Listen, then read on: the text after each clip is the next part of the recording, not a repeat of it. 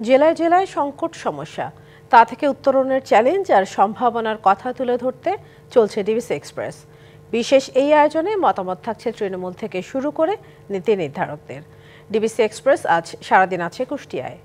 DBC নিউজের বিশেষ আয়োজন ডিবিসি এক্সপ্রেস আজ সারাদিন আছি এই কুষ্টিয়া জেলায়। পূর্বের সংবাদে জানিয়েছিলাম যে চিকিৎসা খাতে বা চিকিৎসা সেবা মান উন্নয়নে কতটা এগিয়ে আছে এই কুষ্টিয়া জেলায় এবং কি সাধারণ মানুষ এই চিকিৎসা ক্ষেত্রে বা চিকিৎসা সেবা নিতে কতটা ভুক্তভোগী পোহাতে হচ্ছে সেসব বিষয় তুলে ধরার চেষ্টা করব।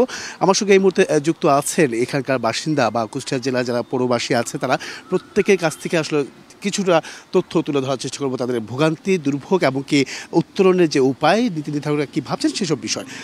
স্বাগত আপনাদেরকে প্রত্যেকেই ডিবিসি এক্সপ্রেসে। শুরুতে একটু জানতে চাই আপনার কাছ থেকেই যে চিকিৎসা মানটা কুষ্টিয়া জেলায় আসলে কেমন, কতটুকু বেড়েছে বা কমেছে, বা সিন্ডিকেট দৌরত্ব, দালালদের দৌরত্ব আছে কিনা মেডিকেল কলেজে, একটু যদি বলুন। ধন্যবাদ ডিবিসি নিউজকে। দালালের দৌরত্ব প্রচণ্ড আকারে বেড়েছে এবং কুষ্টিয়াতে রুগীরা আসলেই এই দালালের কারণে প্রতারিত হচ্ছে প্রতিনিয়ত। শুধু প্রতারিতই হচ্ছে না, হাসপাতালে আসলে হাসপাতাল থেকে দালালরা বিভিন্ন প্রাইভেট ক্লিনিকে নিয়ে যায়, অখ্যাত ডাক্তারদের কাছে নিয়ে যায় এবং তাদেরকে দেখা যাচ্ছে আপনার ব্যবস্থাপত্র করতে টাকা না নিলেও তাদের কাছ থেকে বিভিন্ন রকম ভুয়া রিপোর্ট দেখিয়ে প্রচুর পরিমাণ টাকা হাতিয়ে নেয়। সেগুলো আমরা প্রায় এই জিনিসগুলো দেখতে পাই। আপনার কাছে একটু জানবো, যদি কিছুটা বলতেন যে দালালদের দৌরত্ব, সিন্ডিকেটের বিষয়টা, আর কি কি পোহাতে হয়, সমস্যা পোহাতে হয় রোগীদের। এখানে যে টেস্টগুলো প্রয়োজন হয় না, ওই টেস্টগুলো ডাক্তাররা দেয়। এতে রোগীদের টাকা খরচ হয় বেশি এবং ভোগান্তি বেশি হয়।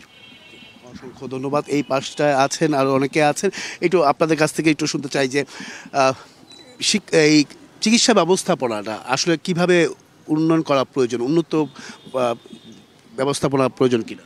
আসলে উন্নত ব্যবস্থার প্রয়োজন বলতে এখানে যারা সংশ্লিষ্ট ব্যক্তি আছে, যারা এখানে মনিটরিং করে, তাদেরকে আরও নজর দিতে হবে। কারণ আমরা প্রায়ই দেখি আমাদের ডাক্তাররা হসপিটালে থাকেন না, তারা থাকেন ক্লিনিকে এবং তারা রোগীদেরকে বলেন যে তোমরা ওখানে আসো, ওখানে আসলে ভালো চিকিৎসা হবে, এমন অভিযোগ প্রায়শই পাওয়া যায়। এবং হসপিটালগুলোতে বিভিন্ন আপনার দালাল সিন্ডিকেটের মাধ্যমে টেস্ট করানোর জন্য তারা লোক দাঁড় করিয়ে রাখে এবং রোগীর কী রোগ হয়েছে এটা ডায়াগনোসিস মানে সে না বুঝেই টেস্ট লিখে দেয়।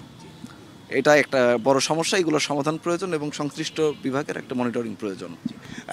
এখন আপনার কাছে একটু শেষে জানতে চাচ্ছিলাম যে এই যে চিকিৎসা ব্যবস্থাপনা বা আপনাদের যে মেডিকেল কলেজ পূর্ণাঙ্গ এখনও হয়নি, 2টি ইউনিট চালু করেছে, এটা আসলে প্রাণের দাবি মনে হয় কুষ্টিয়া জেলাবাসীর। আপনার কাছে কি মনে হয়?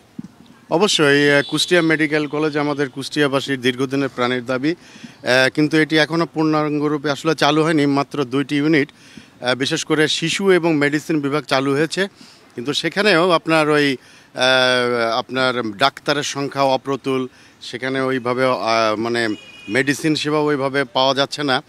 প্লাস আমরা চাই যে কুষ্টিয়াবাসীর পক্ষ থেকে সমস্ত ইউনিটগুলোই যাতে দ্রুত চালু করা যায়, সে ব্যবস্থা যাতে সরকারিভাবে স্বাস্থ্য মন্ত্রণালয় থেকে একটি জোরালো দিক নির্দেশনার মাধ্যমে এটা চালু হোক, এটা আমাদের সকলের প্রত্যাশা, কুষ্টিয়াবাসীর প্রত্যাশা।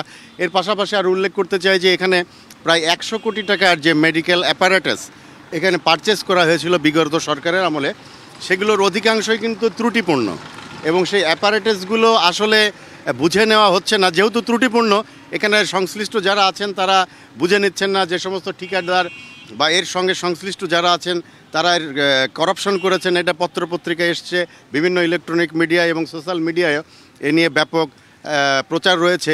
তো এইগুলো আমার মনে হয় যে এগুলোতে দুর্নীতি যদি করে থাকে তাহলে এগুলোকে আইনের আওতায় এনে তাদের শাস্তির ব্যবস্থা করা উচিত এবং এই অ্যাপারেটাসগুলো বুঝে নেওয়া হচ্ছে না। এই অজুহাতে কিন্তু মেডিকেল কলেজটা পূর্ণাঙ্গভাবে চালু করা সম্ভব হচ্ছে না এবং অন্যান্য ডিপার্টমেন্টগুলো, অন্যান্য ইউনিটগুলো কিন্তু চালু করা সম্ভব হচ্ছে না।